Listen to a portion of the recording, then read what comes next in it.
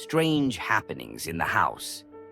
Peppa wakes up in the middle of the night to a strange noise, like faint whimpering. She gets out of bed and notices that her toy dinosaur is missing. George is awake too and says he had a strange dream about someone standing in the corner of his room watching him. Peppa goes to her parents' room but finds it empty. The windows in the house are shut tight, and outside there's nothing but thick gray fog. Where is everyone? Why is it so quiet? George asks. The TV suddenly turns on by itself, and a deep, inhuman voice says, "You've been happy for too long. It's time to pay for it." The house begins to change. Dust covers the floors, cracks appear on the walls, and the mirror in the bathroom becomes cloudy. When Peppa looks into it, she doesn't see her reflection, but something that looks like her, with empty eyes and a sinister smile.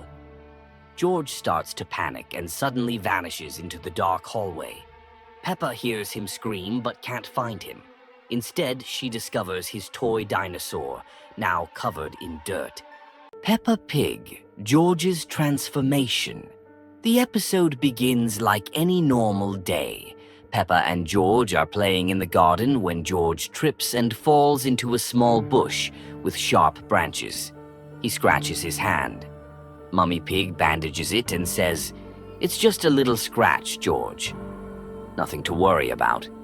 But George becomes unusually quiet and there's a strange gleam in his eyes. George's strange behavior. The next day, George refuses to eat his favorite chocolate cake. Instead, he sits at the table staring at Peppa as if he doesn't recognize her. In a quiet, raspy voice, he says, "I don't like the light. It's too bright." That evening, Peppa notices that the bandage on George's hand is soaked with a strange dark liquid resembling black ink. When Mummy Pig tries to rebandage it, George jerks his hand away and runs upstairs.